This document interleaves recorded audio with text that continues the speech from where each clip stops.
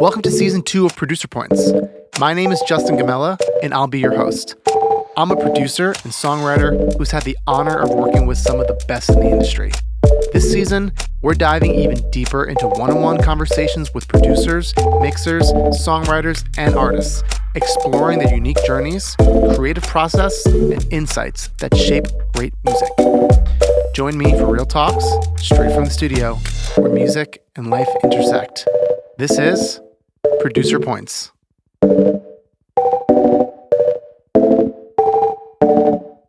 Today on Producer Points, I'm excited to welcome someone who truly captures the phrase, good vibes only.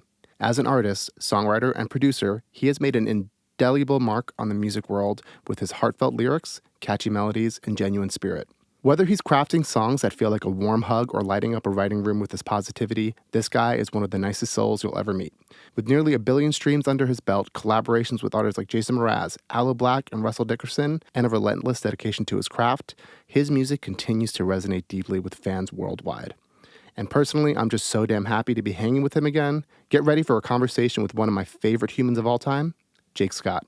Dude, wow. Thank you for being here. What an intro, man. Thank you. It's good to be here, bro.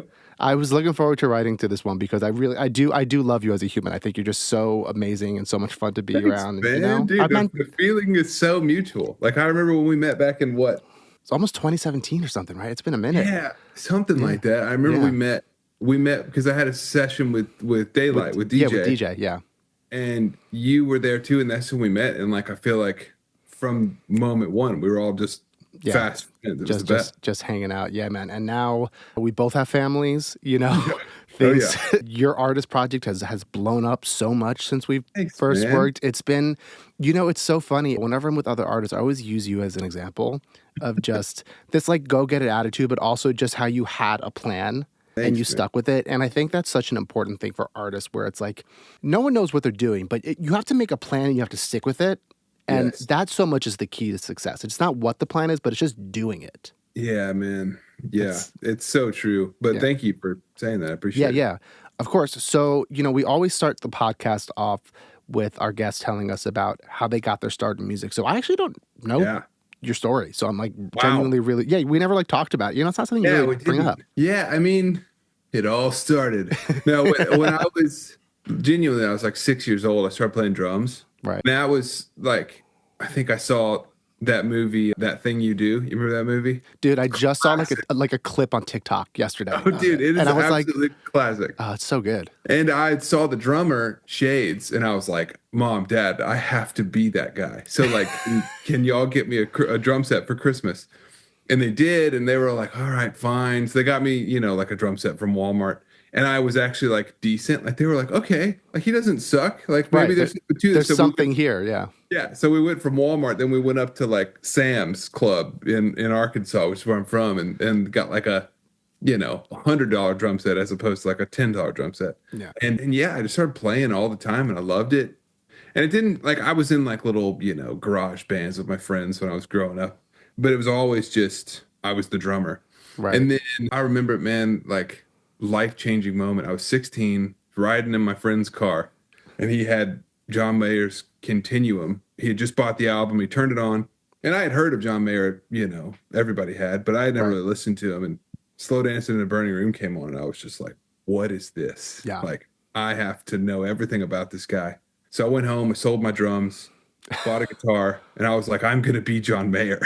And then I realized like 5 minutes into it, like, I will never play guitar like John Mayer. Yeah. I love the way he writes songs. And he opened my mind up to the world of like singer-songwriters and people who are just incredible lyricists and melody and, because kind of coming off of just being a drummer, like I was just always having fun, just playing as loud and as fast as I could, but then like really digging into like, oh, wow, like he's putting this line together and the song together. And I was completely hooked. Yeah, Continuum was one of those, I feel like, for so many songwriters where it's like people listen to that album and they were like, oh, this is like almost apex songwriting, in my opinion. It so like changed my life. Like legit changed my life. Like I'm sure I would have found it some other way. Right. But that album was totally what started my obsession with songwriting. And like, I was already playing guitar and like singing in church and playing drums in church. And I was getting all these was playing like 2 or 3 times a week with bands, like Right. with clicks, with in-ears, with a band. Like I was getting all of these reps all the time, but it was never something that was like I was really taking it seriously from like a craft standpoint Right. until about 16. But then I heard this story that John Mayer, the first song he ever wrote was like a huge hit. It was called No Such Thing. I'm sure Yeah, you've heard that. of course. Yeah, great And record. so I had this thing in my head of like, unless I'm that good, I should never try to write songs. So like I was terrified to be bad at it. So I was like, Yeah. well, I'm not really going to let myself try because I don't want to suck. Like I don't want this fantasy in my head to be a disappointment. So I just never put myself out there and like actually tried to write a song. And then like I think I was like a junior in college, going to school at Arkansas, not studying music. It was always just a What were you hobby for me. studying? I'm curious. I was studying advertisement and public relations, and I've never used that degree once. So I counter that just seeing how you built up your artist project, but we'll talk about that later. But yeah, okay, I appreciate it. Maybe I did use it. But like, yeah, I was so like music was always such a passion, and I was so obsessed with it. And like again, I was doing it a lot in like church and stuff, but that was kind of my outlet. It was never something that I was trying to do for myself. And then I remember I went to Austin City Limits, the music festival in Texas, one year with a bunch of my buddies for our fall break in college, and I just saw all these people on stage, and I was like, dude, that is what I want to do. Like, I don't know if I have what it takes to get there, but like that's what I want to do. Right. And so then I got back home, and I was just like, I'm just gonna write a song, even if it sucks. I'm just gonna go for it. And the second I finished my first real song, I was like, the light bulb clicked on, and I was like, this is what I want to do for the rest of my life. Yeah. And I genuinely like I haven't stopped since then. You just been writing songs. Yeah. It was wild. But like, I mean, I'm giving you the long version here, but like from then, that was my junior year of college. And I was like, okay, I'm just gonna write as many songs as I possibly can. And I had written about like 6 or 7 songs, maybe like at the very most. And then my best friend started dating a girl from Nashville whose dad owned a studio in Nashville. And he came to town one time, and we were all hanging out, and she was like, oh yeah, Dad, Jake's been writing some songs. And he was like, I want to hear a song. And I was like, yeah, one day I'll play you a song. He was like, nope, there's a guitar right there. I want to hear it right now. And so I was like, oh my God. So I picked up the guitar, and I just played him the 2 songs that I had at the moment. And he was like, hey man, I think those are really good. You can use my studio for free anytime you want. And I was like, all right, sick, let's do it. And probably 6 months later, I hit him up, and I was like, hey, if you're serious, like, I think I've got enough songs to make an EP. I'd love to use your studio. He was like, yeah, you can have this week. Come on, and you can use the intern at the studio to like help you engineer it. Because I had never even seen a studio. Like you just had these songs that you were writing, and yeah. Were you even demoing them, or what was the process there? Literally nothing. I had voice memos. That was it. There you go. Okay. And I'd never heard of Pro Tools. I was so unbelievably green. Like I had nothing, but I knew how to like conduct a band in a church setting. Right. So I literally wrote out the lyrics and like wrote the parts of the songs. And I was like, all right, drums come in here, and then keys come in here. And so I was like building the plan. Right. And then we got to the studio. We had 5 days to do 5 songs, and we just went for it. And I played most of the instruments on it, except for like the strings. I can't play violin. Fair enough. I found a session guy. And then I at the time I was such a terrible piano player that I just like ended up calling a guy. But other than that, like we just plowed through it, did the 5 songs, and then I put them out on iTunes, and I thought like nothing was going to happen. And I was genuinely like, okay, my mom will buy this, my friends will buy this, and like caught some crazy traction, and like got in the Billboard Heat Seeker charts and like the iTunes singer-songwriter top 5 or whatever. And I was just sitting there like, oh wow, like maybe I should do this. Like maybe I should go for this. For our listeners, is that EP still up on like DSPs and stuff? Yeah. It's under, because at first I was genuinely convinced that I wasn't talented enough to be a solo artist. So I was like, I don't have a band yet, but I'll put it out under a band name, and then I'll just build the band retroactively. I'll figure it out on the back end. And then it started doing well enough to where I was like, I mean, maybe I could be a solo artist. I don't Right. know. But I've already got this band name. So maybe I can be like Bon Iver and be like one guy, Right. but with a cool moniker or whatever. And then that dream fell apart real fast because it was called Tossing Copper, which is cool and all, but like I just didn't make any sense. So like Yeah. I had that going, and like all these labels and people started hitting me up and they were like, yo man, like what else you got? I was like, nothing. Those are the only songs I've ever That's written. it. That's I've got nothing. it. And I literally, somebody like asked me to come play a show, and I like went and I played a show locally, and I was the opener, and he gave me like 30 minutes, and I was like, I only think I have enough material to cover like 25, but maybe I'll throw a cover in there. Right. So like I genuinely just didn't have the songs. And then through that whole thing, I had a family friend who had met this guy who I'm sure you've heard of him. His name's David Hodges. He's a Yeah. Yeah. Grammy Award winning, super successful songwriter, producer. He was in the band Evanescence. And so he was like, hey, I met Hodges at this conference years ago, and we exchanged emails, but I haven't talked to him since. I could send him your EP and just see if he responds. And I was like, I mean, yeah, why Yeah. not? Well, yeah. Like, what difference does it make? And then he, we had that conversation, and then I kind of went about my life and didn't really think much of it. And then out of nowhere, he messages him back. I was like, hey, what's this kid's number? I'm gonna call him. And I was like, okay, yeah. So Hodges calls me, and he was like, hey man, someone sent me your EP, and I never usually call the person because usually when people send me music, it's terrible, and I just Right. like there's nothing I can do about it. But like, he's like, I think you're really onto something here. I think you could really be a good songwriter, and I want to help.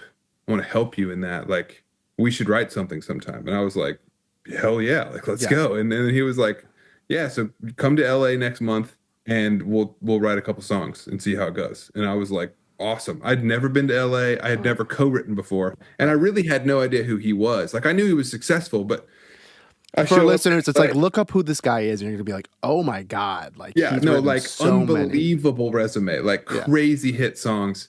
And I show up to his house in LA like a month later, and I walk down into his basement studio, and I was like, holy crap, who is this guy? There are dozens of plaques all over the walls. There's 2 Grammys sitting right there. And I was just like, where the heck am I right now? And we just started writing, and we totally hit it off. And it was like so easy and like effortless. And I didn't know what I was doing. I didn't even know like the difference between melody and lyric and building a demo. And like I saw him putting together this demo as we were going, and I was like, what is happening right now? This is insane. And so very long story short, we hit it off. He told me like, hey, I want to help you make your next record. And then also I'm starting a publishing company. I'd love to offer you a publishing deal. And I was, what's a publishing deal? Right. I had no idea. And so that's really how it happened. So 6 months later, I graduated from college, and then I moved to LA and started working with him. But like I knew from that first trip, I was like, okay, I need to buy Pro Tools, and I need to start treating this like a job. Because if it's going to be my job one day, then I need to I have so much to learn, and I know that I can produce. I just need to learn how. Because my mind, I could already I thought like a producer, but I had no technical skill at all. Right. And so I bought Pro Tools and just completely fumbled my way through it for the next 6 months, and as we all do. Yeah, man. Yeah. But like I wasn't, for whatever reason, the light bulb just never clicked of like I can look this up on YouTube. I literally was just like, I guess I just got to put in my 10,000 hours and just figure this out. And I didn't understand like how gain worked, and so like I was standing on the other side of the room and it's still blowing out the capsule and all this. Anyway, it was fun. And yeah, it was crazy. And I moved. Dude, just to build off that really quick, just as like it's a thing that I work with younger songwriters, young artists, and everyone is so intimidated by Pro Tools or Ableton or Logic, where it's like, it's like you just got to do it. You have to it's scary, but it's like being able to be self-proficient in that way, to like even like not saying you have to like produce out your entire record, but to make your own demos like that. It's so important, I think. I think it like I have the same conversation with people all the time. I'm like, if you could just get to where you could get down a piano vocal that was decent, that will save you so much time, and also give you the ability to like bring your song to life in a way that, and it is really hard. Production is hard to learn. It's hard to get good at. but like I think it's like a at this point it's almost like a non-negotiable for people who want to be artists, especially independent artists. Yeah. You know, like if you have that ability, it will change the game drastically. I mean, and I just work with like so many like I even work with artists who they don't really play anything, but they're amazing singers. They know how to do the thing, and it's like listen, I mean, you know me, like I love vocal producing, but there are some singers where it's like they know what they want to do, and I'm just like, yo, learn how to do this. Do it. And like sit there and you'll come up with so much better things on your own. Yes. And like Yep. then send it to me and I'll put it in the song, you know. Yep. And I've done that a couple times and it's always like my favorite thing. It's like, yeah, I would have never thought of this. And she's like, Yeah. or they're like, oh, yeah, I would have never either, but because I was messing around by myself and I felt comfortable. Yeah. Like yeah, singing, man. Yeah. And like, you know, it is super intimidating at first. And you will hear it and you'll be like, this sounds like absolute trash. But you do it enough times, you dial in your vocal chain to where it's like it's decent. And then you're like, okay, cool. Like this doesn't sound that bad, you know? Like it sounds like a demo. And that like it just the more repetition, the more you get comfortable with it. And the other thing too, and then I want to move on from and hear the rest of your story is it's don't be afraid to like reach out to people who are more experienced and ask them for help. Well, like, because I don't know about you, but like I never have the outlet to like talk about this stuff. And like I've developed a skill set that I feel like is just sitting in a reservoir. Like I can't share it with anybody. So like I actually love talking about it because we all do. Yeah. Like we it's all like, do. Like I'm good at this thing that I do in a room alone and no one ever sees me do it. Yeah. And it's like I tell people all the time, it's like, yo, if you like have a production question, just like hit me up and like I'll help you. I'll send you a voice memo of like to help you guide through it and like do the thing. And it's like I mean that's why I started this podcast. I love sharing the knowledge and like most of us do. Yeah, dude. And it's so good that you started this because like if I had had this resource when I was learning, it would have been so helpful for me just to be like, that's how you do that. Or like, oh, these people are insecure about this too. Like, it's not just me. I think that's the biggest thing from the podcast is like how everyone is just so insecure. Everyone's just fumbling our way through it. And no one has, like you said earlier, like no one has any idea what they're doing until it's done. And then you're just like, oh, well, kind of worked, I guess. Yeah, I guess I did this thing. Don't know, man. But yeah, let's hear the rest of the story. So you're working with Hodges, you sign your publishing deal, you move out to LA. Yeah. When do you start getting your first couple like success for your artist project and your first couple cuts? So I moved there. We immediately made my next record, which was like a full length album that was still under the whole Toss and Copper thing. Right. But then Hodges was like, hey man, I think you could write for other people too, like I do. Like I think you could really do this.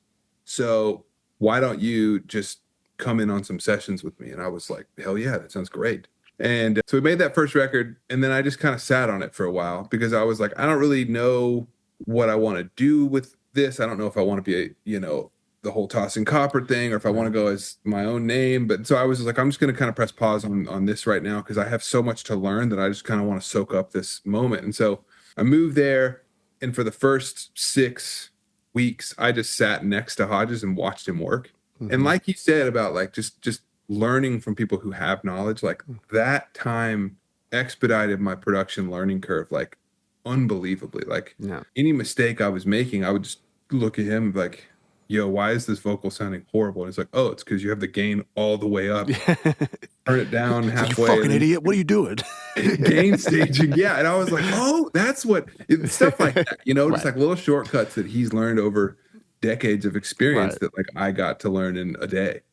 And so at like the 6-week point, he was like, hey, you're up. So like he would have me just building the track during his sessions with like huge artists, people that like I had no business being in the room with, but I was the guy making the demos because like that was his way of teaching me. It was so gracious because like I slowed his workflow down so much at first, but he was never a dick about it. He was never impatient. He was just like, yeah, dude, like this is how you learn. You just have to jump in. And then I guess probably 6 months into that, he gave me my own room in his studio, and I like got my proper publishing deal and signed it and everything. And then I had a schedule of like sessions 5 days a week, and jumped into the gauntlet that we all do at first, where you're just doing, the session dating world, just 250 sessions a year, and they're all blind dates, and like 1 out of 100 is good, and you have to do it. It's Yep. such a soul-sucking process, but it's so good on the It's other how, side of it. yeah, it's like it's how you find out how you write best, who you write best with. It's like a Hmm. thing I tell everyone where it's like it's gonna suck, but you have to Oh do yeah, it, you have to and do it. You it's a got very it's like like rite of passageway of it is LA. a it is very much right. And like you said, like Hodges told me, and I thought he was full of it at first. He was like, it takes about 300 songs to really start figuring yourself out. Hmm. And I was like, give me 50. I'll be Yeah. there in 50.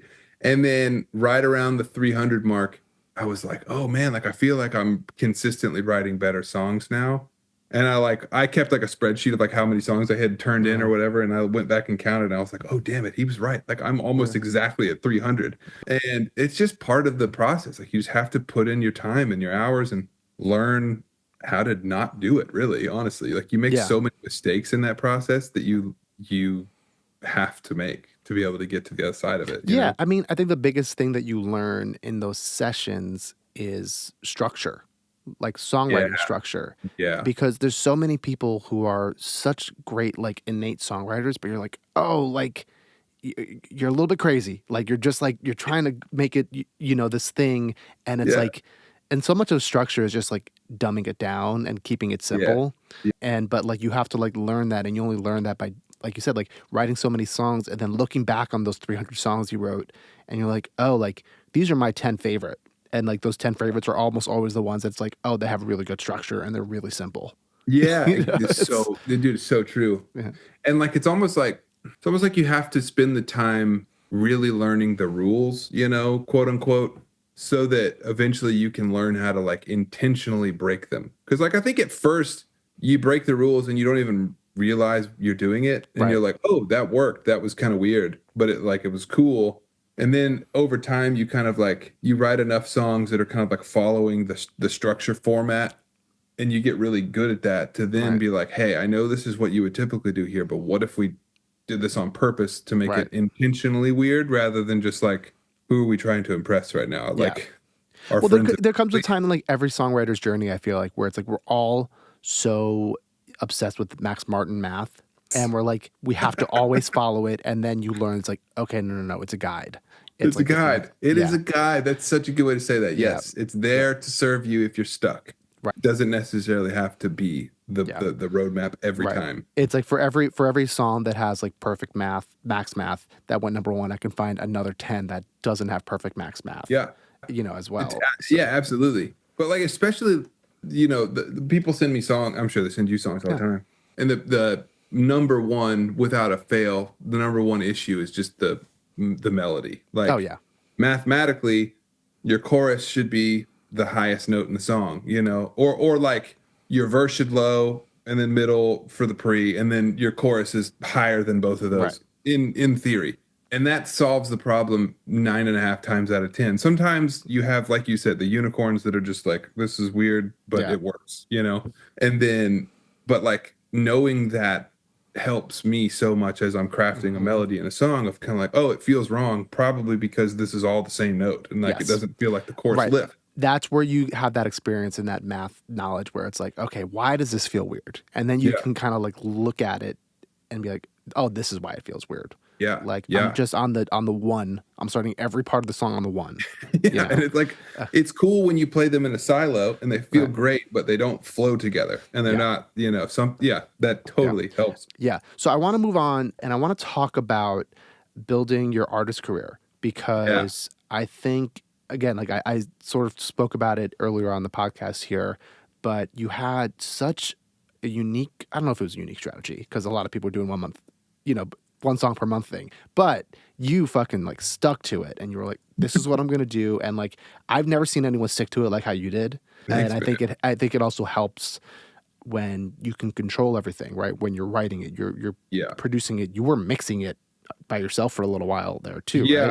right? Yeah. For like a year and a half, I Right. was doing a little mixing too. Right. So I think it's like, for artists who want to do that strategy, it's like, again, this is just like the thing about like learning how to produce yourself, where it's like you can have such higher output and lower costs. So you can do a Oh yeah. strategy like that. But Oh yeah. talk about how you came to the decision to do the one song a month strategy and how you saw that growth and, how it all went for you. Yeah. Well, I mean, I think that time, because my publishing deal with Hodges was 3 years, Hmm. and And in that time, I just had to learn to get really fast at production because you have to turn a demo in by the end of the day. Yes. And at the latest the next day. So like you don't have time to overthink it. You just have to go. And I got to the point where I was writing all these songs for other people, and I ultimately was just like, man, this isn't really the dream. Like I like writing for other people, but I want to be an artist. And I'd like to, if I'm really going to go for this, like I have to just fully go for it. I can't do it like half-assed, that just doesn't work. Yeah, no, And you can't be an artist with like half your toe in. You have to no, like you have to go all the way if you're going to do it at all. And it may not work, but you have to just go all the way to know that you tried. And then you can always go back to writing for other people if it doesn't work. And so at the end of the publishing deal, we parted ways very amicably, and I was like, I'm going for this. And because I had the ability to turn a song around so quickly, I was just like, I should just figure out a way to get as much content in front of, not content, as much music in front of people as I possibly can, as quickly as I can, because the reason I even was thinking about it was like the mistake I saw so many artists make who I was like working on their albums is they were putting all their eggs in this basket of this EP or this album or this one song, but it's like, bro, you're not Taylor Swift. Like the world is not waiting for this next release. And it's okay. It's a tough pill to swallow, but as soon as you can just be like, I have to fight for people's attention. Yeah. Getting them to listen to 10 songs in a row from me and they don't even know who I am, like that's just not going to happen. Dude, I have that conversation all the time, and it's like I have to like stop myself sometimes because it is like it's not a nice thing to tell people where it's like exactly what you said. It's like, who's waiting for your album? No one even knows who you are. Nobody. Like, and you're pouring everything in your heart and soul into this whole body of work. Right. And it's going to break your heart when it comes out and like people only listen to one song, if that. And so like for me, I was just like, instead of doing it 10 songs at a time or 12 songs at a time, why don't I just make 12 songs? I have an album and then release them one song a month and then stack them all so that at the end of the year, I've released a full album's worth of music, one song at a time, letting an audience digest it. Mm-hmm. People aren't listening to music linearly. So like if the song that came out in November will introduce them to the song that came out in January and they'll hear it all at the same time as if it's brand new. And for me, it was really just like, I'm not famous, so I'm not going to pretend like I am. I'm just going to beat people over the head with new music until they can't ignore it anymore, And the first, I committed to doing it for a year. And that was kind of my thought process. And honestly, my inspiration for it was hip hop artists. I saw them just cranking out songs just all the time. Yep. And then nobody in the singer-songwriter world was doing that. And I was like, why are we not doing this? It's working in the hip hop space. It's not, no one's doing it in the singer-songwriter space. I'm not saying that I like pioneered this, but no one was really doing it at the time. No, it wasn't really happening. Yeah. And I was just like, I'm just going to try this. And if it doesn't work, then it doesn't work. It's fine. And I started, doing a song every month. I started in 2018.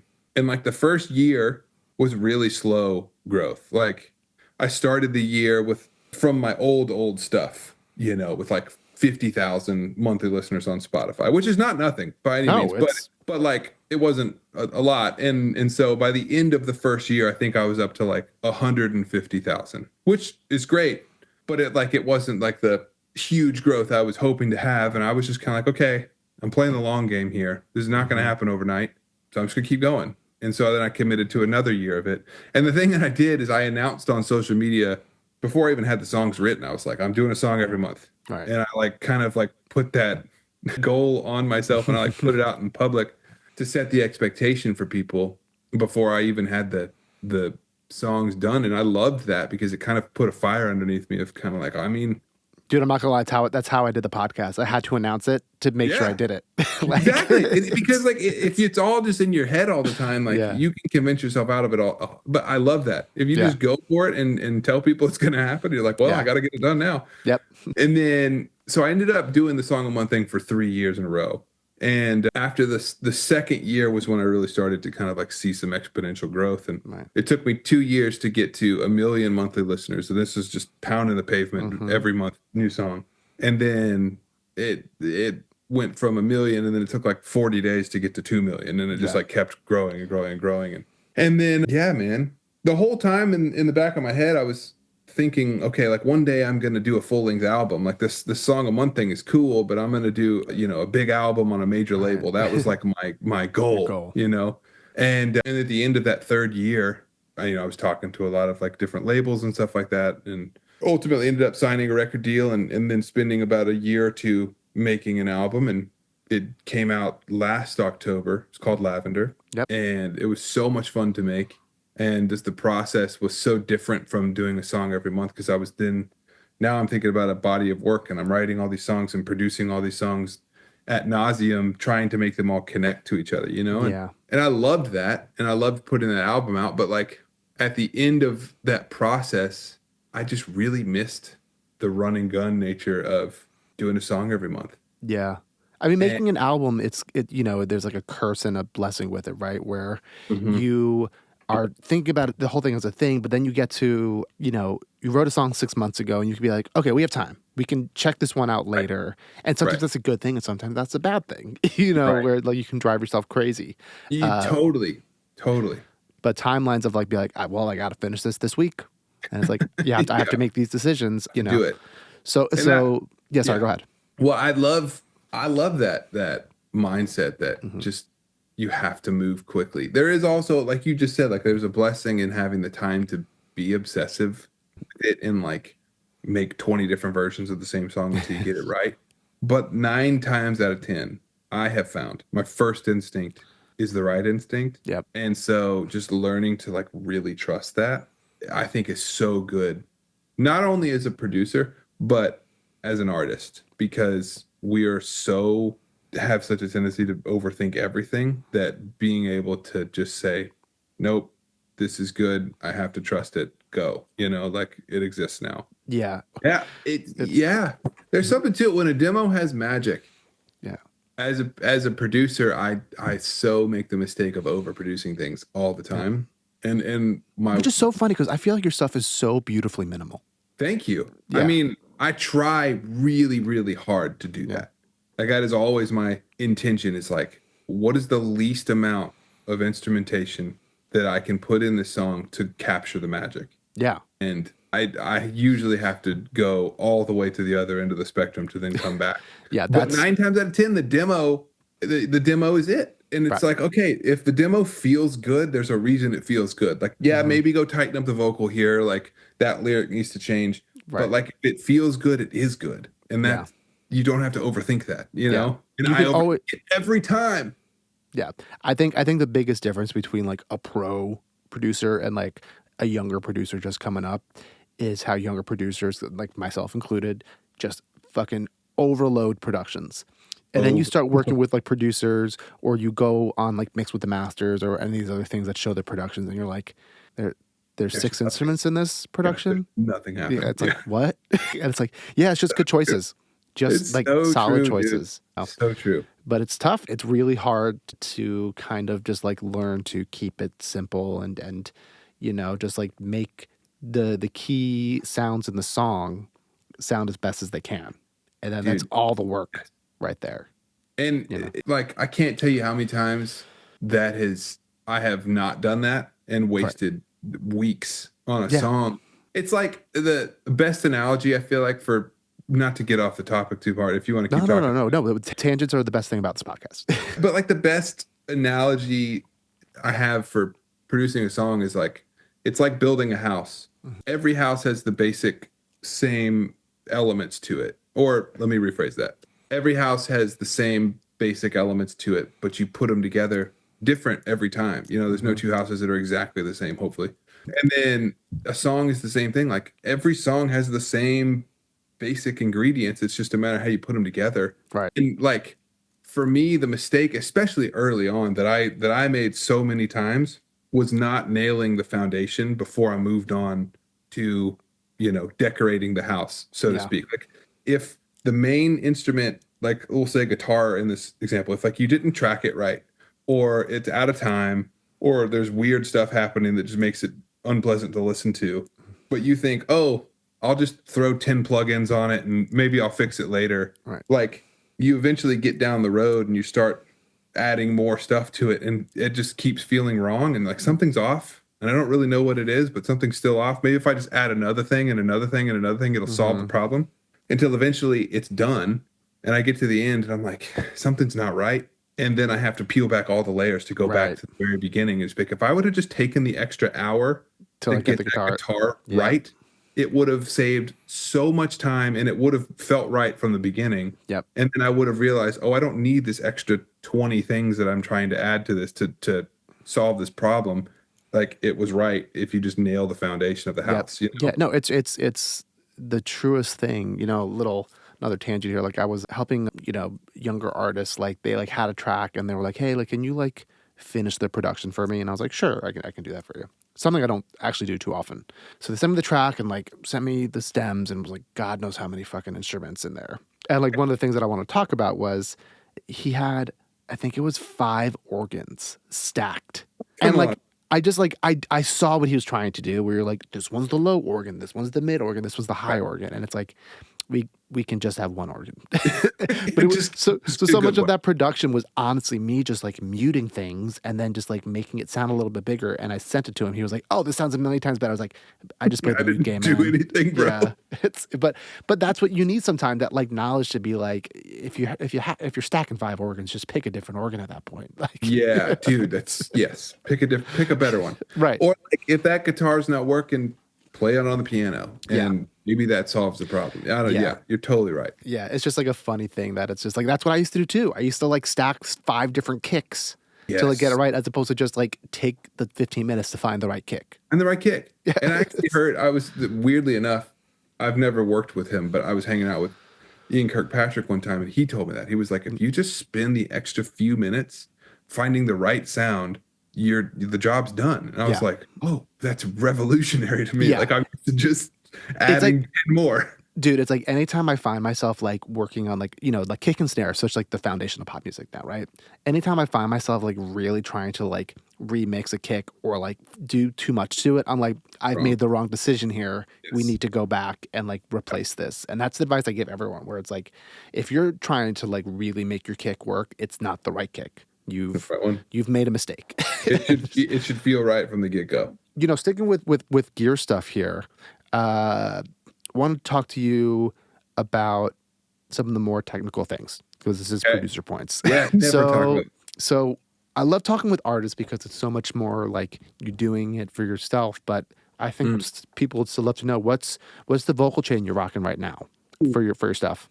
I have this 47 clone. Yeah, it's the Wonder one, right? The Wonder Audio. I remember we spoke about this. The special one. And dude, I love it. I love it. I got it probably 2020. Yeah. And I just love it. I use it on literally everything. And man, I'm such a minimalist. I go straight into the Apollo. I use the Apollo Pre's. I have the Neve, the 1073, and then I go through a distressor. And I'm the crazy guy who hits the red button on the console. Oh, great. It's printing as you go. And a lot of people are terrified of that. And I'm like, just print it. Like, if it sounds good in your headphones, it probably sounds good on the track too. Yeah. So I do that. And then what are your normal distressor settings? Ooh, I'll tell you right now. Tell the people. They want to know, Jake. There's a very limited amount of people who want to know the distressor settings. But it is right now, I've got it hitting input at like just under 6. Okay. Attack 8. Release 3, output 6. I'm hitting the high pass detector, the high pass audio, the 2 green buttons, and then I'm 4-1. That's what I do on my 1176 over here. Yeah, I'm a 4-1 guy. It feels really good, and I almost never have an issue with it. And I send it into Pro Tools pretty quiet-ish. Mm-hmm.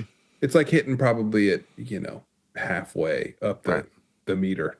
I never try to make it hit too hard. And then on my actual vocal, I've really recently been trying to like minimize this. I know. I got a sneak peek of it when you sent me your vocal the other day, so I kind of know a little bit. But there's that going on. But I'm constantly trying to take things away from it because I feel like I have a tendency to over compress, and like I'm really trying to learn how to like not do that. And every time I'm at the final stage of a song, oh my God, I want to compress it more. It's like almost like a nervous tick. But I feel like overcompress is such like the wrong word, right? I feel like you're at the point now where your ears will tell you if it's too compressed. And there's like a point where it's like it's to taste.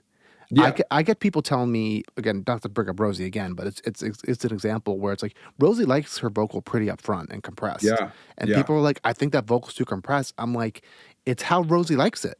You know, Yeah. that's a choice that we are like making, you know. So again, I think it's just so much like as I produce more and more, it's like it's just choices. It's just taste, how we're doing it. Totally to taste. And like, I've never thought your vocal was overcompressed. I'm just saying. Thank you. That means a lot coming from you. Yeah. But like I hear, also I just have a different voice than some people, but I'll hear like a Post Malone vocal. Yeah. And it's like, damn it, his vocal sounds so good every time. Like it just sounds so clean and tight and not too big, but also not too, it's just like it's perfect.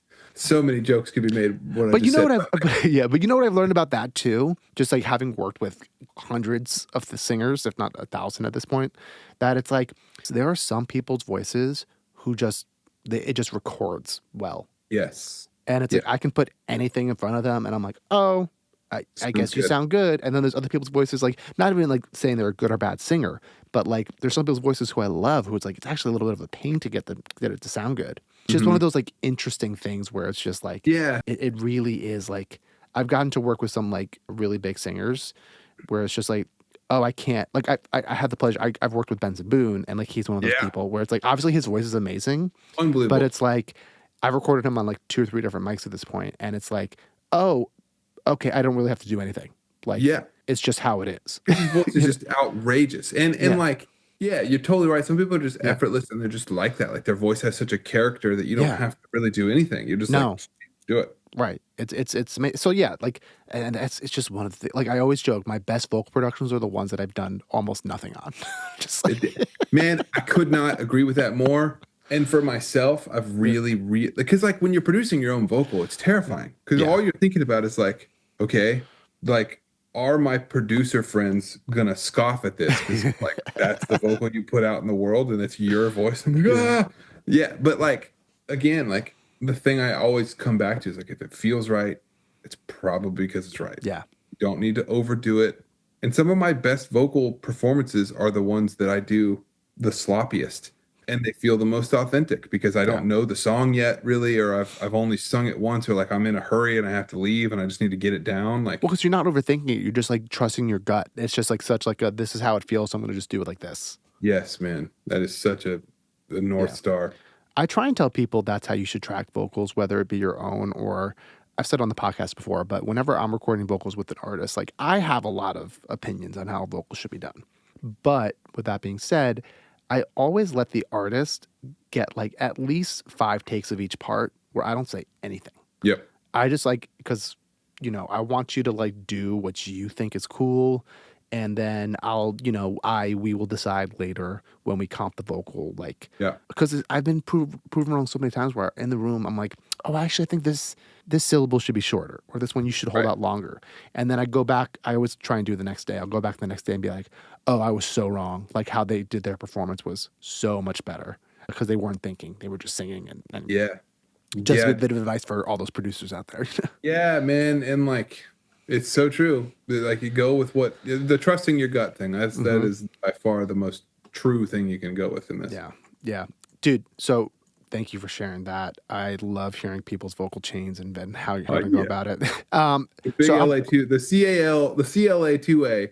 Yeah. People scoff. I have it on every vocal I've ever. I know. Ever. We're going to talk about that later because I know you have it on there. Where, it's funny because like, I did your vocals like years ago and it's still now when I got it last, couple weeks ago, I was like, he's still using it. It sounds great. He's still doing it, man. I know. This man's crazy. It just puts a color on it that I really, really like. Yeah. It warms up.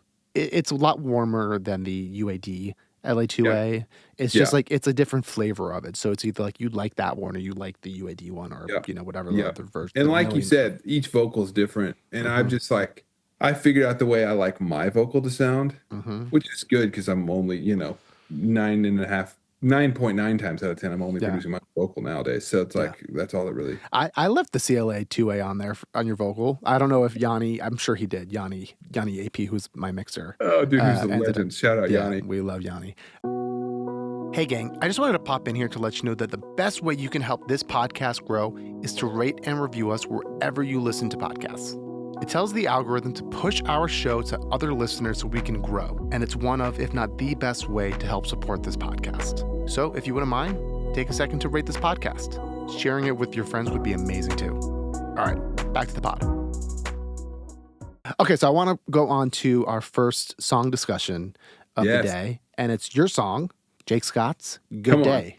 Yes. Dude, such a fun record. I feel like I remember when you dropped it, I was like, this is so different for Jake, but it feels, it doesn't feel out of bounds. It felt like it made so much sense to you. And I know you worked with Noah on the production on it, and I'm forgetting who else I saw in the credits. It was like you, Danny Silverstein. Yeah, Danny Silverstein and Josh Kerr. The four of us wrote it, and Noah and I produced it together. And we had, shout out Noah Conrad. He's an absolute He's so good. Such a fan of his work.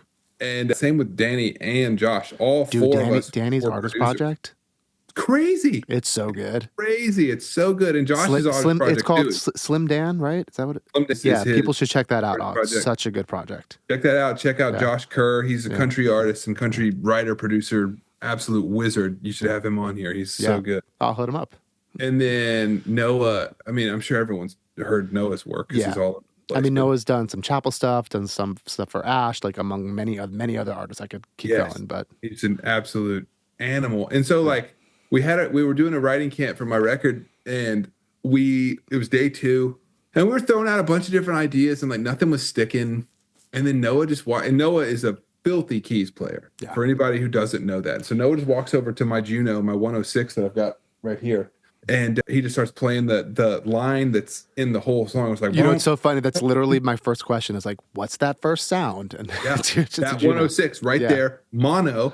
It was going, because we were at a writing camp. We were just making, demos, and we're like, we'll redo it later. Right. It was going in mono, and he played it. And I was just like, me, Danny, and Josh just turned, and we were like, what was that? Yeah. And he was like, I don't know. And so I was sitting at the computer. I just pressed record and play that again. As he played it once, and I just repeated it a ton. I just made a loop of it because I was like, we'll fill it out later. And then I feel like you can't redo that. It has such a pocket, and it's such a pocket. Yeah. and so it had such a vibe to it. And I don't really know how to save my presets on this thing. And so we could never re-pull that sound up again. No. It was just you got to capture it in the moment. Mm-hmm. And then I put I think to make it stereo, I put Valhalla Ubermod on it to give it a little width. Yep. And that was it. And that is the backbone of the whole song, is that line. Yep. And then we started writing it. Noah sat down and threw one kick, one tiny clap snare. Yeah. That was it. And that was all the drums on the whole thing.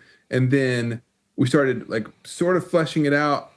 And by the time the song was written, which was within a couple hours, it came together super fast. And Noah was like, I've got this electric guitar lead line thing I think would be cool. And it was dry as a bone, nothing on it. I don't even think we put on a amp simulator. It's just these tiny little guitar parts. And they just sounded so cool. And they were doing these things with the stereo image that I thought were so cool. And then we did all these gang vocals, and they're hilarious because if you solo the gang vocals, we messed up the lyrics several times. But I think you need some of that in that.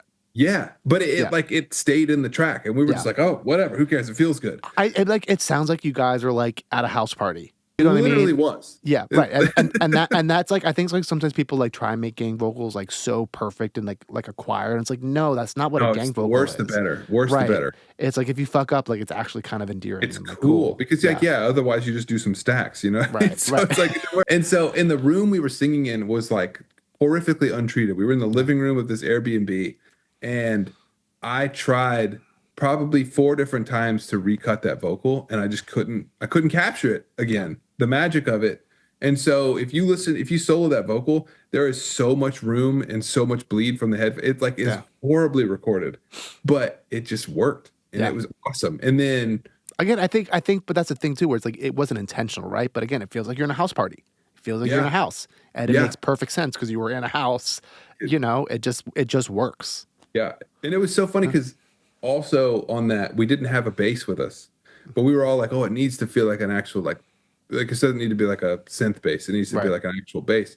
And so Noah picked up my electric guitar that we had brought, and he started playing the bass line just on the low string, and then we put sound shifter on it and pitched it down. and it's made it on the final. I've gotten some of my favorite bass tones doing that. Like same thing where it's like, oh, I just don't have the bass on me right now, so I'm just gonna Yeah, play it on dude, guitar, and it's just it's like, so funny. yeah, It was it's got a definitely a vibe. song. It was a song that was really surprising to me. Of like, it broke all of the what you should do, and Right. we were just like, it works. Like let's just roll with it. And then we were sitting around and we were all like, man, this would sound really great with some trumpets on it. And Noah is like a phenomenal Yeah, he's trumpet very, player. very good. Yes. That's like he's a jazz trumpet performance major from Berkeley. Like he's Yeah. filthy trumpet player. And he was like, you know what? My buddy's at my house right now.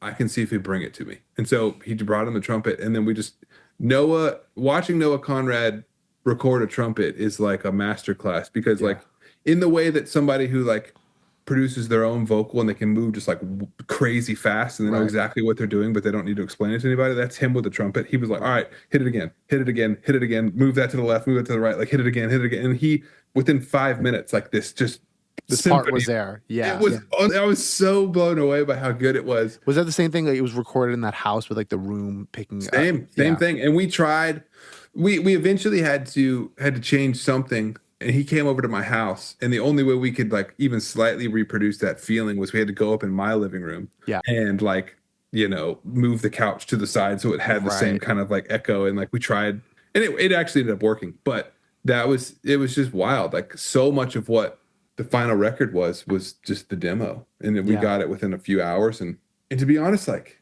I don't even remember. I think at first it just felt like we were riding in Malibu. It was super sunny. It was like beautiful day in the summertime, and it was just like, man, this is a good day. Yeah. And like I threw out the melody, and I think Josh like heard me in my subconscious say like, "Oh, it'll be a good day," and he was like, "Oh, it sounded like you said it's gonna be a good day," and I was like, "Yeah, it sounds kind of corny, but sure, let's go for it." And then the more we started writing, I was like, "Oh, this is sick! Like I love Yeah. this," and it just it's been such a good song I for think me. too, like I love that you said like, oh, this sounds kind of corny. And it's like I think that's like something that so many people are afraid of. And it's Yes. like, nah, you have to like lean into the corny, lean into the cringe. Yeah. And like just write that song and you'll know if it's corny the next day. Because Yes. sometimes that line is Yeah. so fucking paper thin Yes. that It's so paper thin. it's so But paper thin. I think you're right, man. I think like as a writer, I have really had to push myself recently into just write your instinct Mm. and don't judge it until it's done. And Right. then if it's super corny or if it's like, oh, that line's terrible, cool, rewrite it tomorrow. Yeah. But like don't lose the song in the weeds of, oh man, I have to get this line perfect right now. Because you Mhm. don't have to get it perfect right now. You have time, you can come back to it. And sometimes that what you think is terrible in the moment, like you listen back to it, and you're like, oh no, that was actually bright. That was Yeah. like a good day. Like those lyrics are not by any means reinventing the wheel. No, And they're like, not like changing anyone's life, but they're just no, like they fit the vibe of the song perfectly. yeah, it's just a carefree song. As the Yeah. lyrics feel carefree, and And that's there's like a fun okay. specificity You're to it. allowed Yeah, to write carefree, fun songs like that. I think people are just like yeah. afraid of that. And it's like, why? It's like all Because your favorite artists have done we're all it. so insecure, and we all Yeah. want to impress each other, and we all want to Yeah. be seen as like this tortured master artist Bob Yeah. Dylan guy. Which like there's a time and a place for that. I love writing those kind of Yeah. songs, like really digging into the poetry. But like it's gonna be a good day. We're gonna order in Postmates and Mai Tais. Like that's Right. not poetry. No. It is a way, I guess, but like certain songs serve their purpose. And like Yeah. if this song is just to help people feel happy when they're getting ready for their day, I love being a part of that. Or if they want a song that's like super emo and gonna help them through a heartbreak, like I've got that too. Yeah. But I think for me, like I totally fall into that camp of like being Yeah. afraid of like, oh, what are people gonna think if this isn't like so Right. artistic? And Right. sometimes it's just okay. No, Yeah. it's okay. And it's like I just like look back at like, my favorite artist of all time, the Beatles. They had like so many dumb songs. So many dumb songs. But they're And then like so so many good. unbelievable songs. Right, right. And it's like you can balance it out. I just it's a thing. I saw a video the other day, just like flipping through Instagram, and it was I forget who it was, so forgive me, and I'm gonna mess it up. But it was this guy talking about when you're being creative, you have to like be like a kid.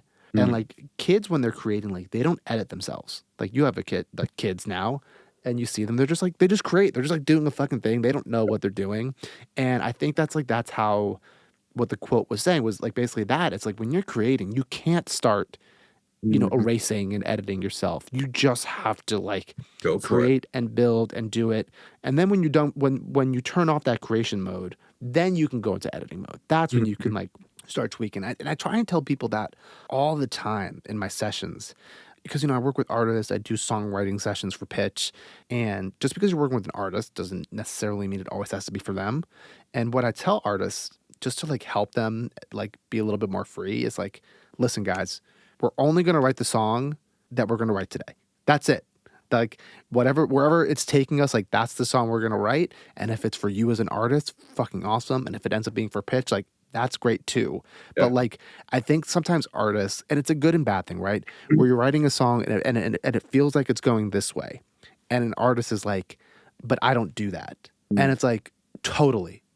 Then maybe it's not for you, but let's at least see where this goes. Yeah. But I've had it sometimes where it's like the artist listens to it like 6 months later, be like, this song is sick. Like I should put it out. And I've had that so many times. Yeah. I just put out a song 2 weeks ago that it was that I Right. was like for 10 years was like, this is way too country of a country song. I could never release this song. And then I listened back to it and I was like, man, I love this song. Yeah. I'm just gonna put it out. Like, why Yeah. not?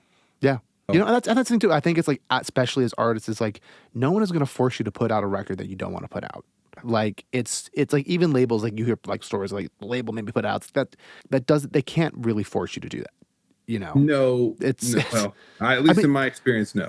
no, listen, it definitely can happen, but it's such a rarity. And Yeah. it's like you're not like a boy band or like wherever where it's like you're not even writing your own songs, Yeah. But anyway, so it's just like something I try and tell people. It just like I think it just like helps like you like let go a little bit and not be so precious with Absolutely. like every single line and Yes. like Yes. um, Especially on the inception of the song. Like, mhm, just let it be what it is for today, right.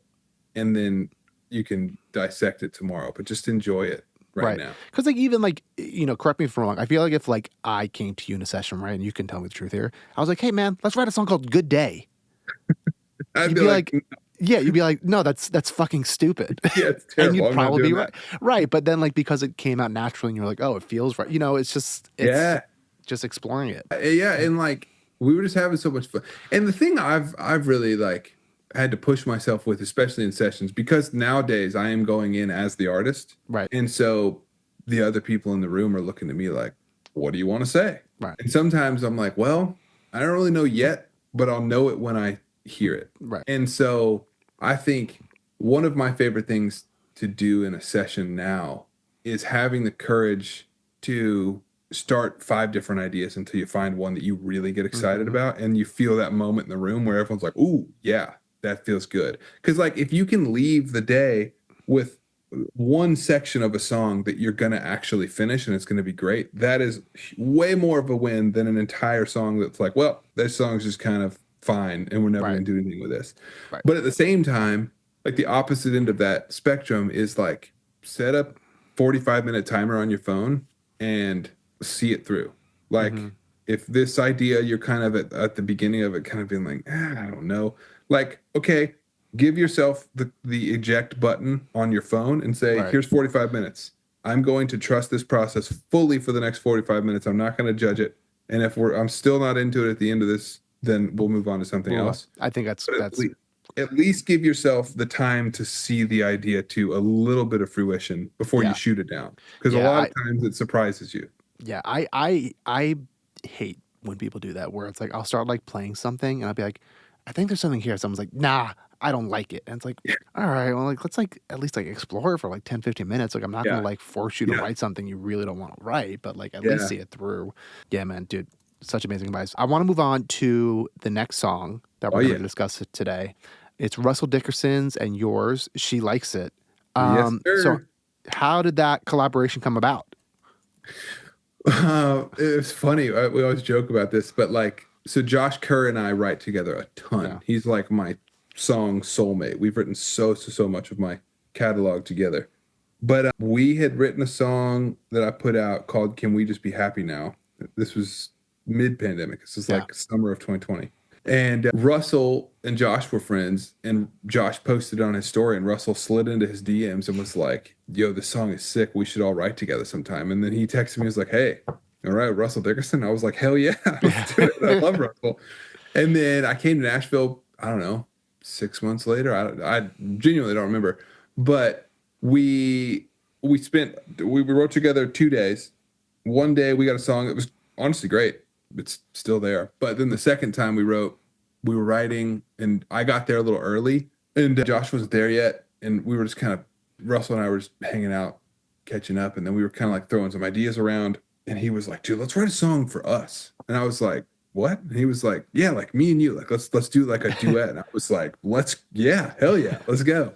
Because like I went into the room fully thinking like You're just writing to it, like, yeah. I'm the co-writer today.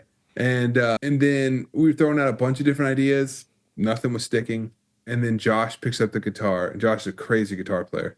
And he started playing that riff. That's again, like the Good Day thing. It's the backbone of the whole song. And he started playing that boom, boom, boom. And we were both just like, woo, let's go. And then same thing, I recorded him playing it. I think he did 8 bars of it. And then that was it. There's no other guitars in the whole song. And then I put down one kick, one snare, and then this 808. Dude, you're like, if you were to look at my notes right now, you'd be laughing because you're like literally saying all the things that I was going to ask about. One kick, one snare. It was the whole song. Yeah. And I was truly just getting it down, just like get a vibe. And it ended up just feeling great. Like the guitar was doing so much of the rhythmic thing that needed to happen that the drums didn't need to get in the way of. And then our vocals were so rhythmic on top of that, that like any more percussion would have just been so busy, and it would have just competed. It's like you could have so easily added like trap hats. Like, oh yeah. But like it doesn't need it.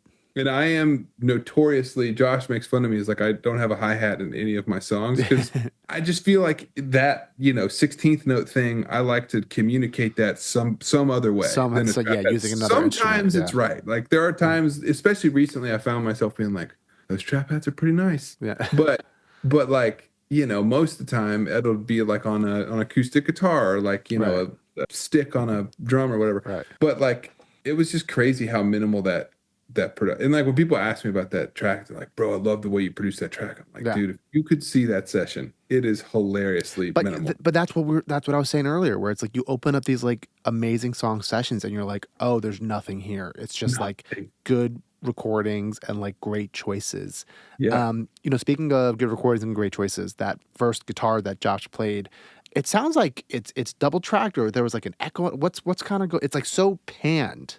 Yeah, it is because he did it once, and I'm pretty positive I did, and it was going in mono. Right. And I'm pretty positive I put either Valhalla Room or Valhalla Ubermod on it again, and he just did it through GTR. Like it's not well done at all, but he just did it, and there was such a vibe to it that I was like, "Whoa, that's cool!" And I think I put the room thing on there to kind of like make it feel like it was a little bit bigger. Yeah. And it was just a little weird. And I was like, okay, that's cool. Like, kind of got a thing to it. And I've heard 100 different people try to play that riff, and it doesn't sound the same. No, like, it's all in how he played it. It's like in his fingers. So uniquely and perfectly, and that's Josh. Like he's the king of a riff like that. And we tried to like follow it with other stuff and like add other layers. And it's like, no, this is wrong. This is wrong. And it was like Russell's vocal, which he's a crazy singer. So like he put his vocal down on it. We were like, yes.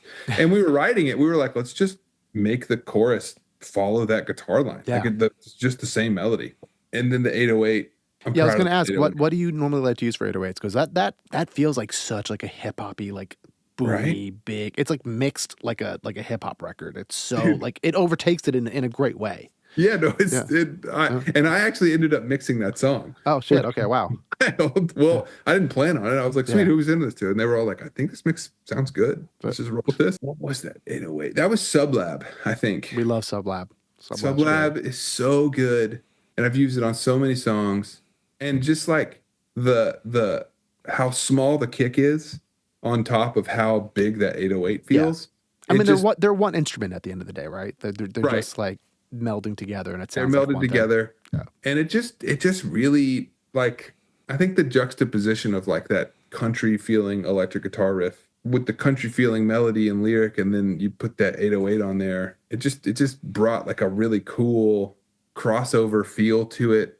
And then later on, Josh and I were like, okay, it needs like some ear candy kind of like guitar riffs throughout the Yeah. thing. And so Josh just started laying down these like, well, like these cool Right. moments. So like Super I would bluesy kind of riffs. They're really cool. yeah, and I would have never thought to do them myself, Right. but I was like, that's perfect. Like exactly that.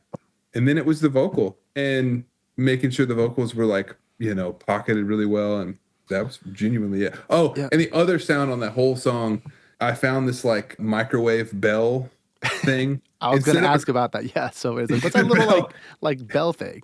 yeah, instead of a crash at the top of the chorus, Yeah. which would be the thing. I was like, let's do something weird. Like, let's just use like this microwave bell. Yeah. And because I think the 808 compresses the master bus so hard, Yeah. it like makes that really pop. Yeah. And it was cool, man. It was such a minimal production, but it's one of my favorites. Yeah, dude, I mean, it's like crazy where it's like I listened to that song when you like first released it and hadn't really like, there's a difference between like listening to a song and listening to a Yeah. song. And so Yeah. obviously for this, like I listened to the song and I was like, oh my God, there's like nothing here. It's really, So small. it's great. I mean, like, were you guys like afraid to keep it that minimal or you felt like, no, this feels fucking cool? I was definitely afraid to keep it that minimal. Yeah. Yeah. Because they were like Russell was very excited to release it and I was like, all right, let's go in on it. But everything I tried to add felt wrong. And I was Yeah. just like, I'm doing the overproducing thing. I'm overcomplicating this. The demo felt great. Let's just let it be. Yeah. And then we ended up recutting the vocals because we both cut them on like an SM7 in a room, just like holding them in our hands. And we ended up changing some of the lyrics. And so we both went in and recut. And I think that was definitely a good call because the vocals definitely sound better now. Well, and that's the thing about it too, when a track is so minimal, you actually need a really great vocal recording. In my opinion. It has to kind of hold up. Absolutely. And I think that is kind of like the blessing and the curse of really minimal productions is like each thing has to be right. Yeah. Because you can't cover it up with a bunch of different other stuff. Yeah. Like listen, like I'm a lover and a hater of the SM7 as we both are on it right now. But it's like I found that the only time I think an SM7 is quote unquote acceptable is when a production is just like so big. You can't really tell the difference. Right. It's like a big rock song or a big EDM song. And I'm like, okay, this vocal's gonna kind of be like filtered out in a certain way anyway. So, and super compressed. And you can't tell the difference. Yeah. That's why it's such a big rock mic, like it's what it does really well. Yeah. Speaking of, the fact that you mix it yourself, if you feel comfortable talking about it, what do you normally like to throw on the Jake Scott mix bus? The Jake Scott mix bus. It's very, very, very minimal. At the time I was doing the first thing on there was like the, Fab Filter Q3 and then the multi-band compressor. And then I do Ozone. At the time I was using Ozone a lot, but I don't really use the EQ on it at all. I actually turn it off. I use it kind of just like it gives it a nice limiter and I liked the color of it. And then I was using an imager to kind of like increase the stereo image of like, I think from like 1 to 3K. Yeah. I would like widen it a little bit. And then what else was I think that was it, man. I think that's really simple. Yeah. And then I have like the Slate FGX2 thing, but I don't even have the compressor turned on. It's just so it's just like coloring. Oh, just to meter. Okay. It's not even for the color. It's just a meter because for whatever reason, that's the meter that I understand. And so it's not even doing anything to the song. It's just telling me how loud it is. And so that's what I use on there. Yeah. But yeah, it was really just a matter of like making sure it didn't get muddy. That mix was because our vocals are both low mid vocals, you know? And so like keeping the EQ separate enough so that there was neither of our vocals were like coming on top of each other. And then that guitar kind of occupied a lot of mid range as well. But so I think it's like how far you panned it off is what kind of keeps it like this is here and the vocals are here and like the vocals are right there. Yeah. And then keeping everything out of the way of that 808. Yeah. And there's so little happening in the song. It's kind of easy to mix it. But like we got to the end and we all just like I sent it in And everyone was like, well, this mix kind of sounds perfect. Like, let's just go with it. And I was like, hell yeah, baby. I get All a right, there you mixing go. credit on the radio. So that's the first time that's happened. And Yeah, which was awesome. crazy. I fucking love that. Yeah, I didn't know you mixed it, but it sounds. I mean, listen, I've always known you're a great mixer because you were mixing your own stuff. But I'm a fine mixer. I let's. don't think I'm great. I think it's like what it is. It's like I can mix my own stuff, but someone else gives me their thing. It's like I don't know. It's like I'm like that kind. That's how I feel like a lot of people are. Where it's like, no, I know how I want this to sound, so I can Yeah. mix it and like do. And I the think thing. as a producer, like, if you can kind of like get a little bit better at mixing your demos, like it's gonna help you appreciate it I so mean, much. you ask any mixer, and it's kind of like what I said with like vocal productions, right? Where it's like they always say like, "Oh, my best mixes were the best mixes that I got that the producer did, and I just like Yeah. cleaned it up." Like Perfect. that's just what it is. So yeah, it's like I take my rough mixes like pretty seriously. Where it's like there's so many times when artists would be like, "Yeah, you can just send in this version." It's like, no, I have to like go in and do a mix first. Like let me like go in and like I've only been doing creative stuff so far. Like now I actually have to like sit here and like clean it up so like the mixer can Get it like right. get it right. Like, no room for mistakes. That's just, I think, the best way to do it. I want to move on and talk a little bit more about gear. Yeah. What's your current, could be a plugin, could be a piece of gear, could be an instrument, something you bought new, that's something that's old, doesn't matter. But what's something you've been kind of going back to a ton the last couple of weeks that you're like really vibing with? Man, I just got these real drums and Nice. I am obsessed with them. Did Love you them. like never have real drums in your studio before? Never had real drums in my studio. I was always in the box. And I started out as a drummer, so like I Right. can but I was always I was never in a studio that like allowed for it really, Right. And so just never did it.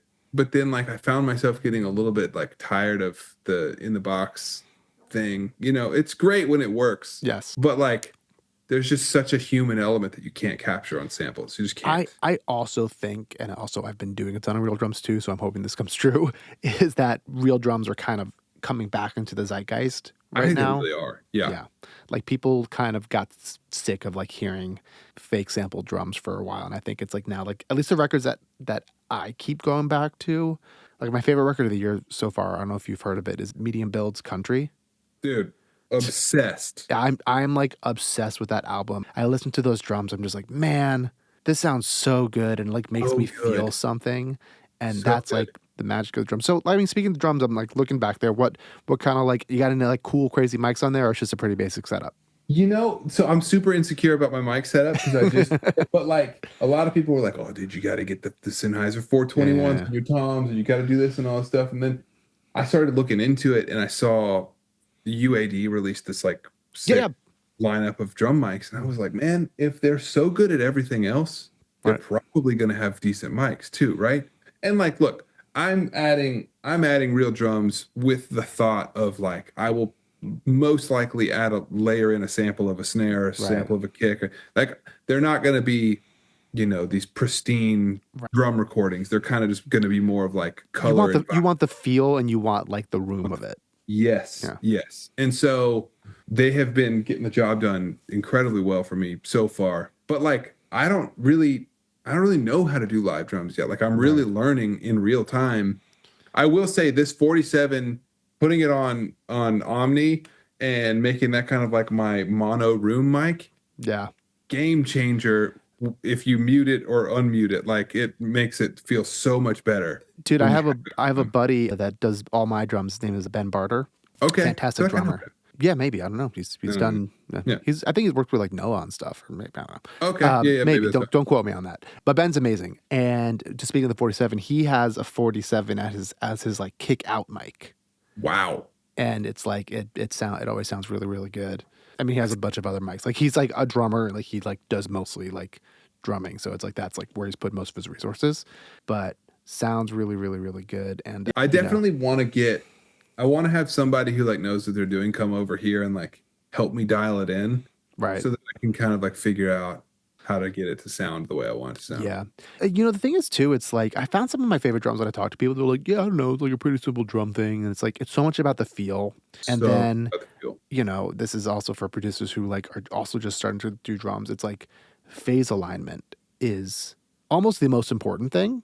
Yeah, see, this is news to me. You go buy Auto Align and you thank me later. It's a plugin. Okay. that it does it for you. Where like it'll like, I mean, you'll figure it out. You're a smart guy, but it's like a plugin that's basically it's made for phase issues. It was made for drums, but you can use it on like really anything. So it basically like it listens to the. You know what? I'll teach you so the listeners can maybe learn Yeah, this too. I think it's please. I really need really this. I good. need to learn. So there's a specific way to do it, and this is the best way I found to do it. And it's not my way. I think his name is Craig Brower. It's a mixer guy I learned it from. So you put auto align on pretty much all the drum tracks, and how it works is or like the bus. no, individually, because they all kind of talk to each other. So basically what you do is like you put it on all of them and you start with your overheads, right? And with your overheads, you make sure they're aligned to one another, right? Okay. So make sure left is aligned to right if it's a stereo.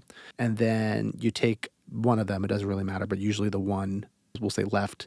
Then that's like your overhead is like kind of the one that your kicks, your snares, and your toms are all going to look at for phase. So basically it's like you send the overhead left to all those things, and then the plugin will listen to the overheads, listen to like, let's say the kick, and make sure they're in phase and they're like in time. So it'll actually like delay things by milliseconds to make sure it's like perfectly aligned. And also like listen if like the phase needs to be flipped. So you're saying you have to go in and manually send all these things to each track? Yes. Okay. Yeah. Right. And like you can just like have that set up in your template, right? Where it's like it's just good to go. Yeah, and then like and basically you click a button and it listens to it for like 10 seconds or 10, 15 seconds, and then it just like you'll see, and then you'll hear you be like, oh, there's my kicks low mid. It suddenly appears. This is probably going to change my game. Yeah, it just makes it like really easy where it's like a lot of drummers don't end up using it because like, which you could do too, where it's like they're using math, where it's like, okay, these drums are always like this. I know how far it is, but I get drums from so many different sources that like I end up using it all the time, and it's like so useful. Like I can't express how useful it is. I cannot wait to look at that because like they're sounding cool right now, but they're like incredibly roomy. Yeah. So it's like, okay, I can't have that on every song. Right. But yeah, as I'm telling you, check out Auto Align. It's like a time saver, in my opinion. Okay. The Justin Gammella Masterclass. I love it. You know, all right. I'm going to go on to our next segment here called Plug or Unplug. So for our listeners who may be first-time listeners and yourself, I'm going to give you a plugin or a piece of gear, and you hit me with plug if it's something you really love to use, unplug if it's something you actually don't like, and you can say bypass or make inactive if you've never used it before, and I can kind of talk about it. If I've never used it, I say bypass or make inactive. Got it. Yeah, right. You also don't have to say the things, but okay. There's gonna be a lot of bypasses on this because that's fine. Okay, that's fine. Cool. It happens. I had someone on last week where they knew one out of like the 7 I asked, and then I just I talk about it. It's a good way to promote plugins, I guess. The first one is Isotopes RX11. Bypass. Oh, you should get it. It's great. Okay. I'm a big Isotope fan. It's like the thing that like use it like it's RX. It fixes things. So it's like if you have like clicks and pops, or if you have like noise bullshit, and it's like you're a Pro Tools user, so you can just like use Audio Suite. Where if like you or yourself, like your singer has like a lot of like noises. I have a lot of that, so I don't have to go in and manually do this. Yeah. No. So you just like open up the Audio Suite thing, and you click like they have like it's literally called mouth declick. Oh, and you just like highlight the section that like has a lot of mouth clicks, and you just hit render, and then they're gone. Isotope RX11. Yeah. This is going to also change my game because I have to go through manually and take out all my clicks. Oh yeah, they also have like a declick where if it's like there's clicks in like a drum or like a loop or a guitar, it just like you press a button and you're like, oh, they're gone. This is amazing. That's phenomenal. Yeah, it does a bunch more. Like same thing with like noise, getting rid of noise, like unwanted noise from something. And it's gotten really crazy.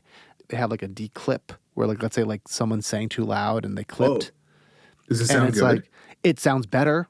It's like it's not like it's gone, but it's better. But it's way better. It's like, oh, this is now usable, as opposed to like this was unused. Anyway, it's a really incredible. Like I think if you're making your own records, like everyone should have to have it. Kind of a plugin. Okay. So this one, I already know the answer, but I wanted you to talk about it. The Waves CLA 2A. Plug, baby. Plug that.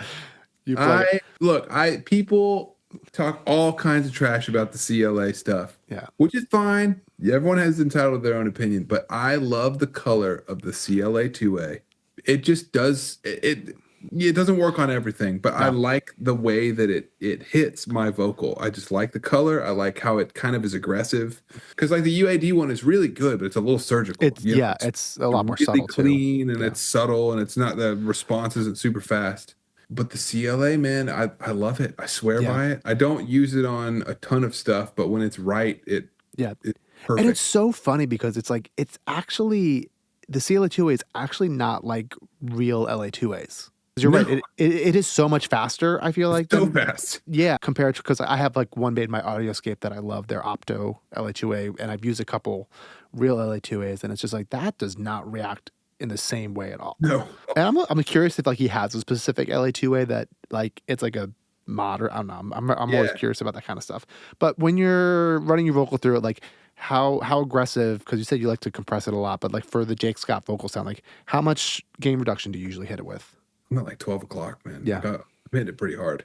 I just like for the longest time, again, before I had the real like vocabulary for it, like I was like, why do all the vocals I hear on the radio feel so tight? Like they all feel, and then my vocal feels so loose. Like the Yeah. loud stuff is super loud, the quiet stuff is I lose it, and I'm like, it just feels like it's all over the place.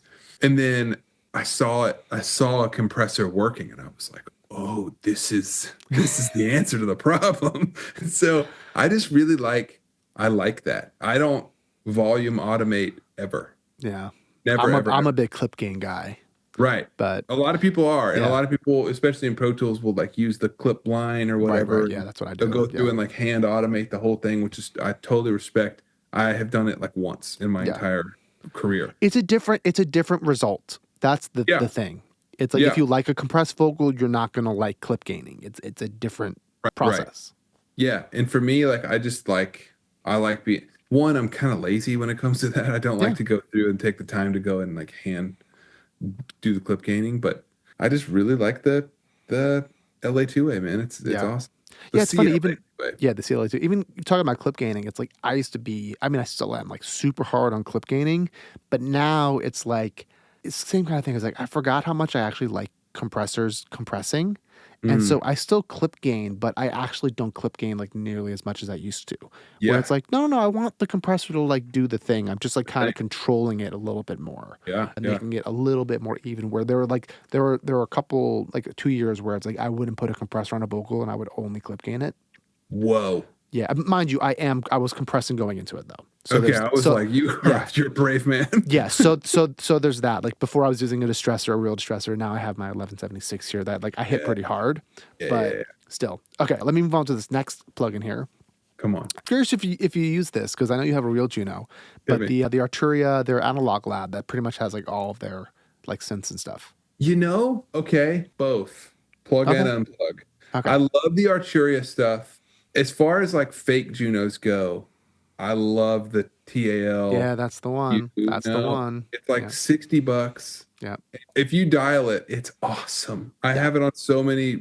Now that I have the real thing, it I almost always default to the real thing now Yeah, because it but just I have a real one too, but then sometimes I'm just like, you know what? I want this like thing to be like exact, and I just want to write the MIDI in, yeah, and I'll exactly, use the exactly. Well, Toger. I mean, you can send the MIDI too No, if I you need. do, and I do that sometimes too. Yeah, But but I totally know what you mean. Like there are yeah, times when the fake one is just like there's a cleanliness to it that you need, and that I have done the same thing. Like I yeah, can't get it on the real one, and I'm like, okay, I just need that thing. yeah, And I like how you can make it like surgically perfect on like yeah. the timing and stuff like that. But What are some of the stars in the Arturia one that like you're like, ooh, they do this, man, I synth really love their well. Mellotron a lot. I really like it. When it's right again, there's no replacing the real thing. Yeah, I know. I And used to like that. That was funny enough. That was my go-to Mellotron.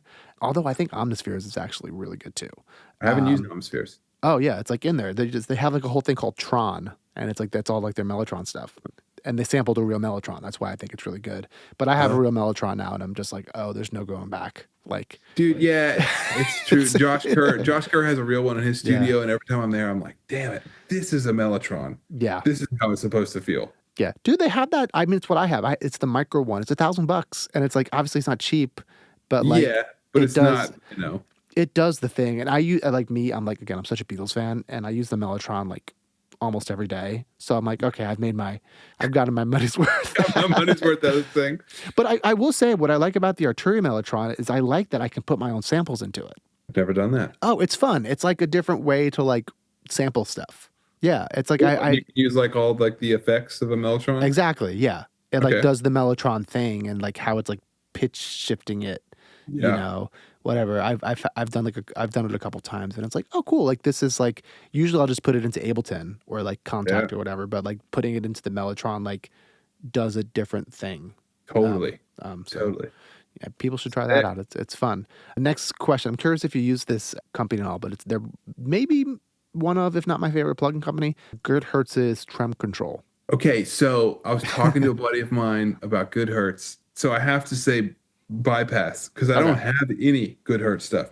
But he's a mixing engineer named Pedro Coloni, who's a baller. He mixes almost all of my stuff. And he was telling me how good the Good Hertz stuff is. And I started looking into it. I did a couple like demo trials and stuff like that.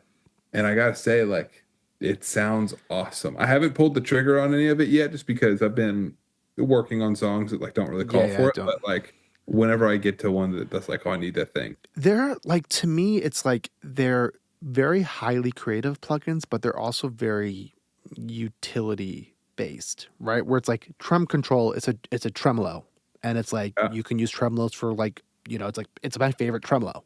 It's what I wish I had it in a pedal form because it just like does the thing and you can really get, you know, shape it to the exact way you want. Like I love it on, you know, Rhodes. Like that's what I'm normally going with. Nice. Yeah. With that, I think if you buy, and you or listeners, if you buy any Good Hertz plugin, I think their Tupe, Tupe plugin is, it's a tube tape plugin that also has like an opto compressor and an EQ in it.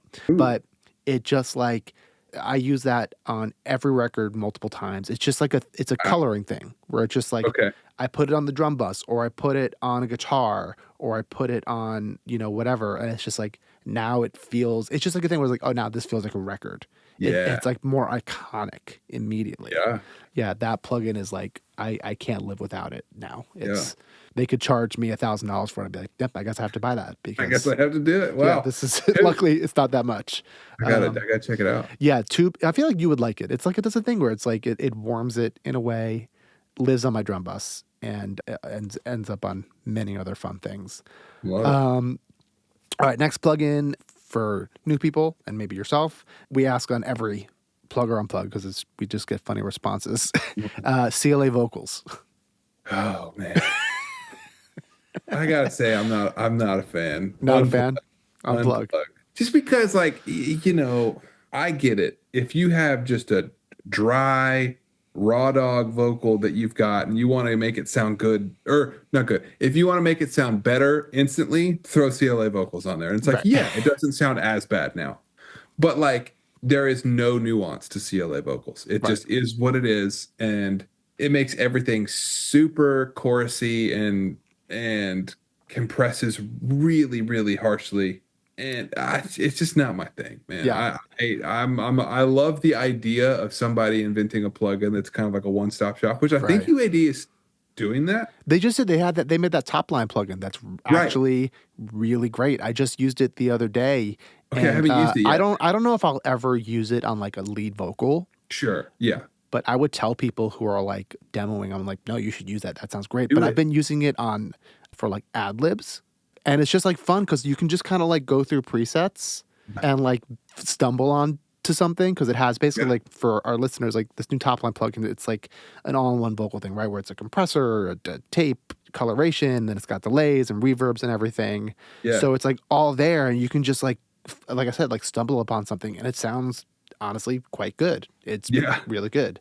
So I'm interested because like when I saw that they were doing it, I was like, okay, this is smart. Yeah. Somebody needs to do this. Like you said, for the person who doesn't know anything and they just want to sound like better. Yeah. That's brilliant. But yeah, I think it does like Yeah, I would tell people like now, like before I would tell people like, get CLA vocals. Like it's going to make your vocal sound like up front if you don't know what the fuck you're doing. But I would probably tell people now, like get the top line plugin because it does it and you actually have like way more options. Yeah. And I think too, because it's not just like 5 fucking knobs, It's like you can actually like learn a little bit, but it's like, okay, why do I like this? Yeah, yeah, And you yeah, can yeah. actually like see like how much it's compressing versus just Right, like pulling a lever up and being like, okay, I right. guess, right? There's Yeah, good and bad to both. yeah, totally, totally, totally, totally. That's really good. Does it Yeah. have like tune in it? It does have a tuner on it. Yeah. That's what I'm saying. Yeah, It's like for someone who pretty great. like you can have one plugin and like, oh, that's my vocal chain now. Done. Like, cheap. Yeah. Really good. Yeah, I've been quite impressed with the plugin, really. Last plugin is usually a plugin that almost everyone should know about or have used, but it doesn't mean you have. It's the Slate Digital, the VMR, the virtual mix rack. Yeah, yes, I have heard of it. I have never used it. Yeah. It's good.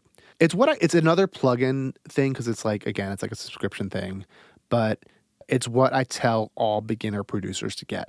It's like Yeah. for this low investment, you get, because it's for you or maybe our listeners who don't know, it's like the virtual mix rack has like 30 modules in it. Gotcha. And it has like clones of, an LA2A, a 76, a distressor. So you actually get to like learn how all these things function. And Yeah. I don't think they do any of those things like the best, but just like understanding and learning how to do it. And Yeah. like the presets are actually really great. Like I use their presets on there for like kicks and snares all the time. Yeah. Where Okay. for like live recordings, where I'm Yeah. just like, oh, let's just see how this sounds, like do the thing. So I don't know, they're really great, and especially for like people just starting out where money's tight, it's like a very low investment thing Yeah. to That's huge. to One get. that I've been loving lately is the God particle. You know, Yeah, this plug. yeah, of course, yeah, And I was so slow to do it, but Josh Kerr was like, "Bro, you've got to get the God particle." yeah, And now, like, it's the first plugin on my master bus now. yeah. It's everyone's on it now because it's just like a thing where it's just like, okay, this just sounds good, It and just it makes just it better instantly. And yeah, you're like, "Oh, yep, clearer, louder." Now the right. limiter's a little intense on it sometimes, but Yeah, I used to use a limiter, and now I'm back on using the isotope limiter. So it's basically, I'm just using it. I guess it's like multi-band compressing and coloring in a way. yeah. Well, dude, I've taken up, as usual, far too much of your time This is on the no, I love podcast. it, bro. I love it. Uh, but we're gonna end here. But before we end, we've been asking our guests this season if they have any advice for aspiring songwriters, producers, or even in your case, artists. Advice that you wish someone gave you when you were first starting out.